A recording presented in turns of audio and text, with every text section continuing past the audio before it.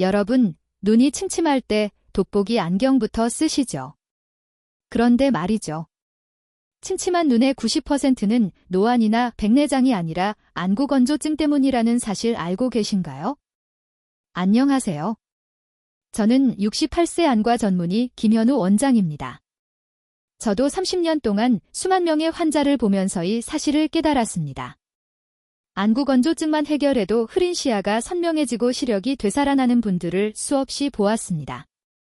그런데 대부분의 환자분들은 안경점부터 가고 영양제만 찾다가 시간과 돈을 낭비합니다. 오늘 영상에서는 비싼 수술이나 안경 없이 집에서 시력을 되찾을 수 있는 3가지 방법을 알려드리겠습니다.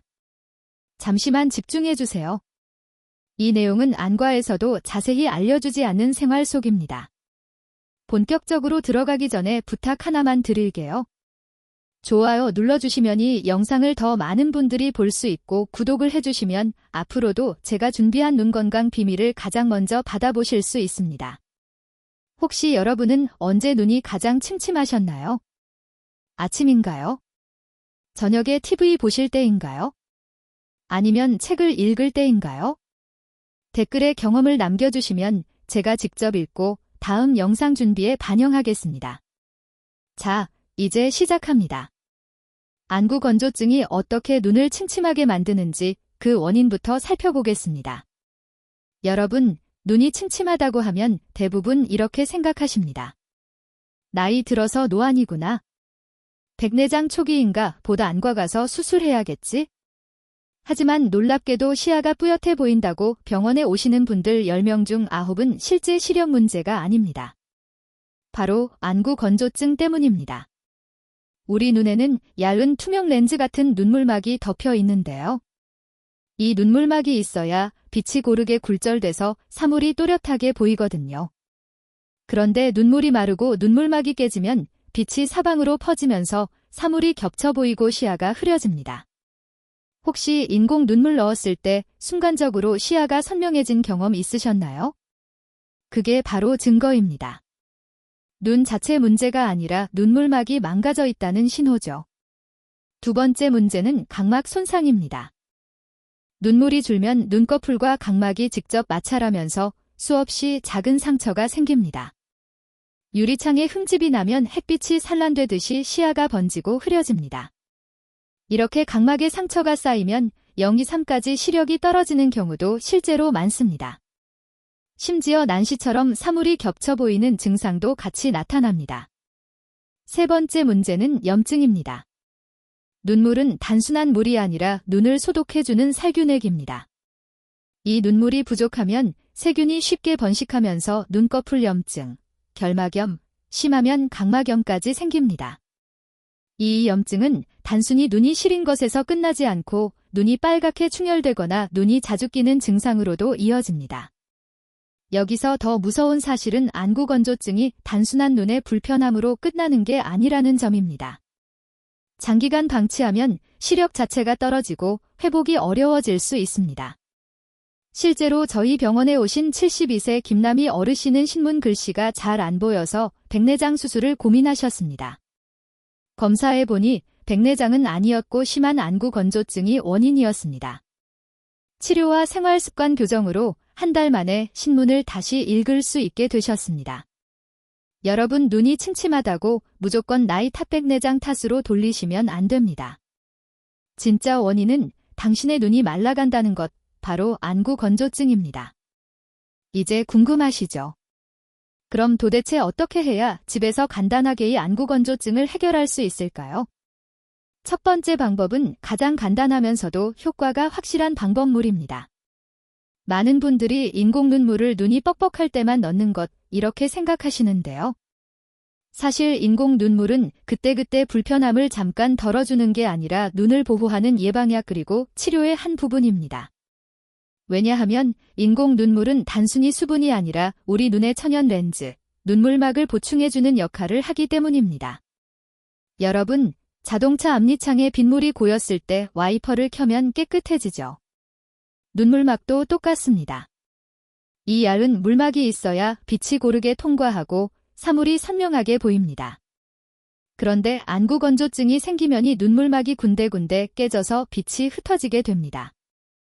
인공 눈물을 넣는 순간 눈물막이 다시 채워지면서 시야가 맑아지는 거죠. 그래서 인공 눈물은 눈이 아플 때 쓰는 약이 아니라 눈이 말라가기 전에 미리 쓰는 약이라고 이해하셔야 합니다.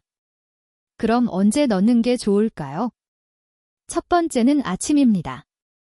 잠을 자는 동안 눈꺼풀은 덮여 있지만 눈물 분비는 줄어들기 때문에 아침에 일어나면 눈이 가장 건조한 상태입니다. 이때 인공 눈물을 넣어주면 밤새 손상된 각막을 회복시키는 데 도움이 됩니다. 두 번째는 자기 전입니다. 낮 동안 눈을 혹사시킨 뒤 마지막으로 인공 눈물을 넣어주면 밤사이 회복이 훨씬 빨라집니다. 세 번째는 필요할 때마다 수시로 넣는 겁니다. 특히 이런 경우엔 꼭 필요합니다. 책을 오래 읽을 때, 스마트폰을 30분 이상 볼 때, 컴퓨터 모니터를 오래 볼 때 또는 건조한 사무실, 에어컨 커니터가 있는 환경에 있을 때 이때는 눈을 깜빡이는 횟수가 절반 이하로 줄어들어서 눈이 훨씬 더 빨리 마릅니다. 그래서 인공 눈물을 틈틈이 넣어주셔야 합니다. 그렇다면 어떤 인공 눈물을 골라야 할까요? 약국에 가면 정말 종류가 많아서 헷갈리실 겁니다. 일반적으로 두 가지 기준으로 고르면 됩니다. 첫째, 보존제가 없는 제품. 보존제가 들어있으면 자주 넣을 경우 오히려 눈을 자극할 수 있습니다. 특히 하루에 4번 이상 넣으실 계획이라면 반드시 무보존제 제품을 고르세요. 둘째, 자기 증상에 맞는 점도. 점도가 묽은 제품은 산뜻하고 부담이 없지만 효과가 빨리 사라집니다. 점도가 진한 제품은 오래가지만 약간 뿌옇해 보일 수 있습니다. 그래서 낮에는 묽은 것, 잠자기 전에는 진한 것 이렇게 병행하시면 좋습니다. 여기서 중요한 팁 하나, 인공 눈물은 아껴 쓰면 안 됩니다. 많은 분들이 비싸다고 아까워서 하루에 한두 번만 쓰시는데 그건 그냥 효과를 못 보는 겁니다. 정말 효과를 보려면 물처럼 자주 예방하듯 넣어주셔야 합니다. 실제로 저희 환자 중에 70세 김정순 할머니께서는 신문 글자가 뿌옇해 보여서 안경을 새로 맞추셨습니다. 하지만 전혀 개선이 없었죠. 제가 인공 눈물을 아침 저녁 틈틈이 쓰시라고 말씀드렸습니다. 한 달 후 다시 오셨을 때 신문을 읽을 수 있게 되셨습니다. 아니, 그냥 물량 넣은 건데 어떻게 이렇게 좋아지죠? 너무 놀라셨습니다. 66세 박영수 어르신은 항상 TV가 2개로 겹쳐 보이고 밤에 온전히 힘드셨습니다. 검사해보니 백내장이 아니라 심한 안구건조증이 원인이었죠. 인공 눈물을 2주 꾸준히 쓰신 뒤 밤 운전도 문제 없을 만큼 시야가 맑아졌습니다. 여러분, 인공 눈물은 절대 사치품이 아닙니다. 눈 건강을 위한 치료제입니다. 정리해 보겠습니다. 인공 눈물은 눈이 불편할 때 한 번만 넣는 것이 아니라 아침, 자기 전, 그리고 필요할 때마다 예방하듯 자주 쓰셔야 합니다. 보존제 없는 제품, 낮에는 묽은 것, 밤에는 진한 것 이렇게 나눠서 쓰시면 효과는 2배가 됩니다. 이 간단한 습관 하나가 수술이나 약 없이도 시력을 다시 선명하게 만들고 눈 건강을 지켜줍니다. 두 번째 방법은 오메가3가 풍부한 음식을 꾸준히 드시는 겁니다. 여러분 혹시 알고 계셨나요? 눈물이 단순한 물이 아니라 물과 기름이 섞여 있다는 사실을요. 눈물의 가장 바깥층은 지질층이라고 부르는 데의 기름층이 있어야 눈물이 쉽게 증발하지 않고 눈을 보호할 수 있습니다. 그런데 나이가 들거나 영양이 부족하면이 기름층이 약해집니다. 그 결과 눈물이 빨리 마르고 눈이 금세 뻑뻑해지는 거죠. 여기서 핵심이 바로 오메가3입니다. 오메가3 지방산은 눈물의 기름층을 튼튼하게 만들어 증발을 막아줍니다. 또 염증을 줄여주기 때문에 안구건조증의 뿌리 원인을 해결하는 데 도움이 됩니다. 실제로 미국 하버드 대학 연구에 따르면 오메가3 꾸준히 섭취한 사람들은 그렇지 않은 사람들보다 안구건조증 증상이 40% 이상 줄어들었다고 합니다. 또 다른 연구에서도 하루에 오메가3를 1000mg 이상을 섭취한 사람들은 눈이 침침한 증상이 2주 만에 뚜렷하게 개선되었습니다. 그럼 어떤 음식에 오메가3가 많을까요? 첫 번째는 등푸른 생선입니다. 대표적으로 고등어, 꽁치, 연어, 참치, 생선들 한 토막만 드셔도 필요한 오메가3의 절반 이상을 충분히 채울 수 있습니다. 두 번째는 견과류입니다. 특히 호두, 아몬드, 피스타치오, 하루에 한 줌 정도만 드셔도 눈 건강뿐 아니라 혈관 건강에도 좋습니다. 세 번째는 씨유입니다. 아마씨, 치아씨, 해바라기씨, 요거트나 샐러드에 한 스푼만 뿌려 드셔도 쉽게 섭취할 수 있습니다. 여기서 중요한 건 꾸준함입니다. 오메가3는 하루 이틀 먹는다고 효과가 바로 나타나는 게 아닙니다. 최소 3주 이상은 드셔야 눈이 촉촉해지고 시야가 맑아지는 변화를 느낄 수 있습니다. 제가 실제로 진료했던 72세 이영자 할머니는요.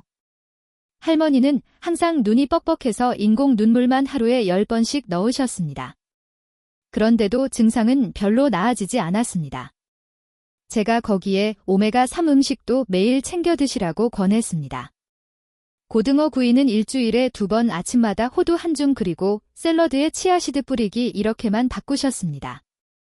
한 달 후 다시 오셨을 때 할머니는 눈이 훨씬 시원하고 인공눈물 사용 횟수도 절반으로 줄었다고 말씀하셨습니다. 68세 박철수 어르신은 밤마다 TV 글자가 2개로 겹쳐 보인다고 고민이 많으셨습니다. 제가 오메가3 음식과 함께 오메가3 영양제를 병행하도록 권했습니다. 2달 후 검진에서 각막 표면의 염증이 줄었고 시야도 한결 맑아졌습니다. 여러분 여기서 주의할 점 오메가3 영양제만 드시는 것보다 음식으로 함께 섭취하는 게 훨씬 효과적이라는 겁니다. 왜냐하면 음식 속 오메가3는 다른 영양소와 함께 흡수되어 체내에서 더 안정적으로 작용하기 때문입니다.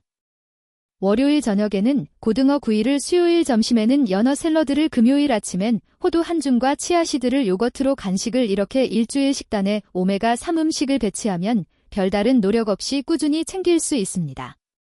물론 음식만으로 부족하다면 보충제를 병행하는 것도 좋습니다. 특히 등푸른 생선을 잘 못 드시거나 채식 위주 식단을 하시는 분들은 보충제를 고려해 보시는 게 좋겠죠. 시중에도 정말 많은 오메가3 제품이 있는데요. 아무 제품이나 고르면 효과도 없고 부작용만 생깁니다. 그래서 제가 직접 환자분들께 항상 알려드리는 선택 기준 지금부터 말씀드리겠습니다. 첫째, EPA와 DHA 함량입니다. 두 성분의 합이 최소 1000mg 이상. 이 조건을 꼭 확인하세요. EPA는 염증을 줄여주고 DHA는 망막과 뇌 건강을 지켜줍니다. 둘째, 아티지형 제품을 고르셔야 합니다. 흡수율이 가장 높고 위장 부담도 적습니다. 값이 조금 비싸더라도 건강을 생각하면 꼭 확인하세요. 셋째, 안전 인증입니다. 생선에서 추출한 오메가3는 중금속 오염 위험이 있습니다. EFS, GED 같은 인증 마크가 붙은 제품을 선택해야 안심하고 드실 수 있습니다. 넷째, 비타민 D와 E 포함 여부입니다. 비타민 D는 뼈와 면역을 강화하고 비타민 E는 오메가3 산패를 막아줍니다. 두 가지가 함께 들어있으면 효과가 훨씬 좋아집니다. 마지막으로 복용 편의성입니다. 캡슐이 너무 크면 삼키기 힘들고 비린내가 심하면 오래 못 드시죠. 요즘은 작은 소프트젤 형태, 레몬향 코팅 제품도 많습니다. 이런 걸 선택하시면 꾸준히 가능합니다. 복용 방법도 알려드리겠습니다. 기름기 있는 식사 직후에 하루 한두 캡슐 드시면 됩니다. 아침과 저녁으로 나눠 드셔도 흡수율이 더 좋아집니다.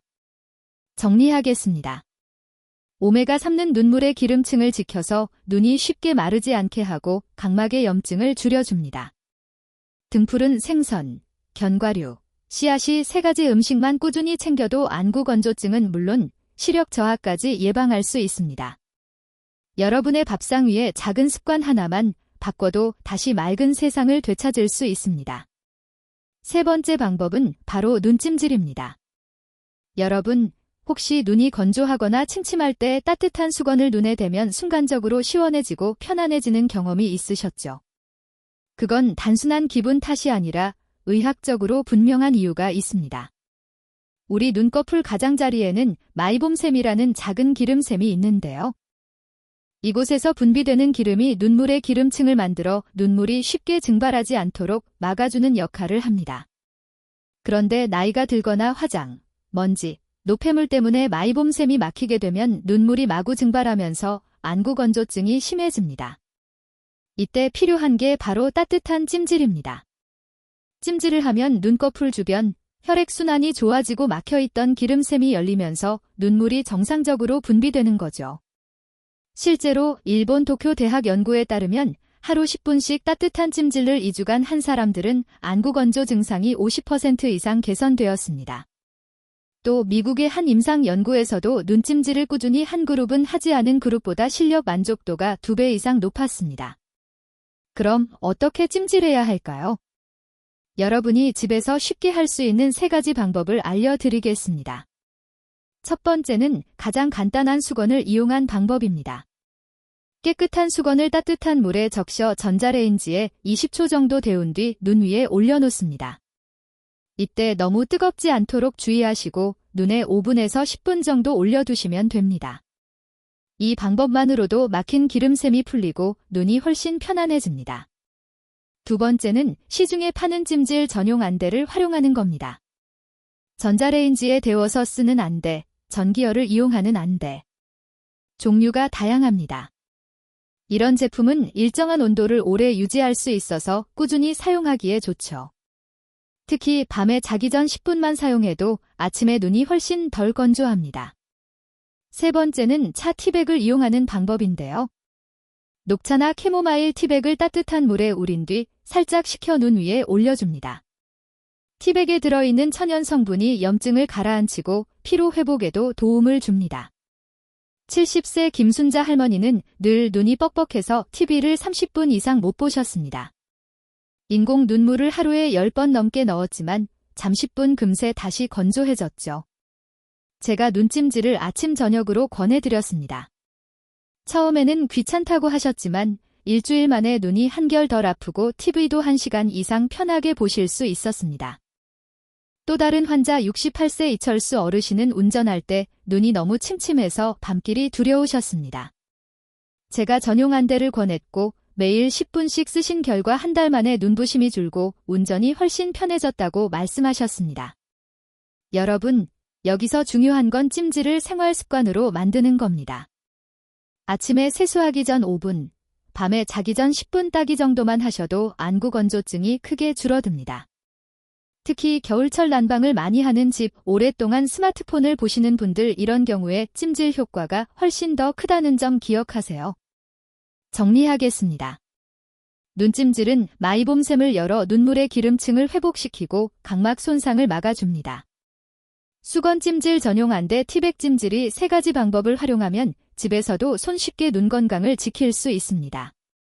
여러분의 눈이 다시 촉촉해지고 맑은 시야를 되찾는 그날까지 오늘 알려드린 찜질법을 꼭 실천해 보시길 바랍니다. 지금까지 시력 회복을 돕는 3가지 핵심 방법을 살펴봤습니다. 하지만 어떤 방법이든 잘못 사용하면 효과가 떨어지거나 오히려 부작용이 생길 수 있습니다. 그래서 마지막으로 반드시 기억해야 할 주의 사항을 정리해 드리겠습니다. 먼저 인공 눈물입니다. 많은 분들이 무심코 아무 제품이나 쓰는데요. 보존제가 들어간 제품은 하루에도 여러 번 쓰면 문제가 됩니다. 특히 매일 사용하는 분들은 조심해야 합니다. 그래서 반드시 무보존제 제품을 선택하는 것이 가장 안전합니다. 또한 사용 후 뚜껑 위생도 중요합니다. 입구가 속눈썹에 닿으면 세균이 번식하니까요. 사용 후에는 뚜껑을 꼭 닫고 청결하게 관리해 주셔야 합니다. 미회용 제품은 개봉 후 바로 버려야 합니다. 다회용도 한 달 이상 쓰면 위험합니다. 아깝다고 여러 번 쓰지 마시고 당일 다 쓰고 버려주세요. 다른 안약과 함께 쓸 때는 5분에서 10분 정도 간격을 두세요. 같이 넣으면 흡수가 방해될 수 있습니다. 다음은 오메가3 음식 섭취입니다. 오메가3는 혈액을 묽게 하는 성질이 있습니다. 혈액 응고 억제를 복용 중이라면 조심하세요. 반드시 의사와 상의하고 드셔야 합니다. 그리고 과량 섭취도 문제가 됩니다. 너무 많이 먹으면 속림이나 설사가 생깁니다. 하루 권장량을 넘기지 않는 것이 안전합니다. 음식으로 섭취할 때는 등푸른 생선이 좋습니다. 하지만 기름에 튀긴 생선이나 가공품은 피해주세요. 염분과 기름이 많아 오히려 건강에 해로울 수 있습니다. 마지막은 눈찜질입니다. 많은 분들이 온도를 잘못 맞추십니다. 40도 전후가 가장 안전합니다. 뜨겁게 하면 화상을 입을 수 있습니다. 찜질 시간도 중요합니다. 한 번에 10분 정도, 하루 2번이면 충분합니다. 너무 오래 하면 눈이 충혈되고 피로가 더 심해질 수 있습니다. 또한 눈에 염증이 있는 경우에는 찜질을 피하는 것이 좋습니다. 결막염이나 다래기가 있을 때 찜질을 하면 세균이 더 번식합니다. 그래서 증상이 있을 때는 먼저 치료를 받으셔야 합니다. 위생도 아주 중요합니다. 사용한 수건이나 티백을 다시 쓰면 안 됩니다. 매번 깨끗한 것을 준비해서 사용하세요. 렌즈 착용자라면 반드시 빼고 하셔야 합니다. 이렇게 주의 사항만 잘 지켜도 눈 건강에 큰 도움이 됩니다. 조금 번거롭더라도 습관을 지키는 것이 가장 좋은 예방법이 됩니다. 여러분의 시력은 한 번 잃으면 되찾기 어렵습니다.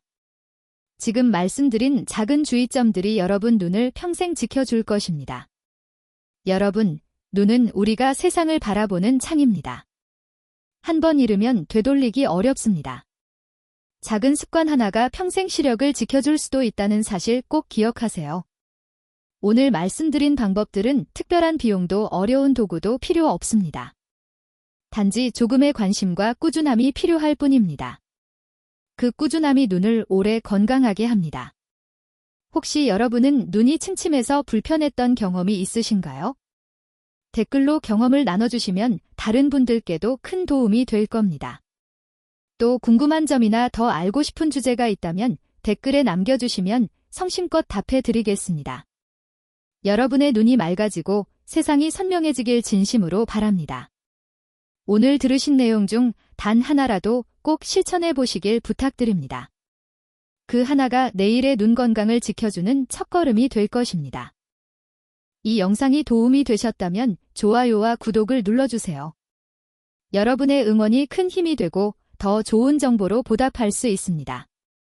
여러분 모두 맑고 선명한 눈으로 매일 새로운 하루를 만나시길 바랍니다.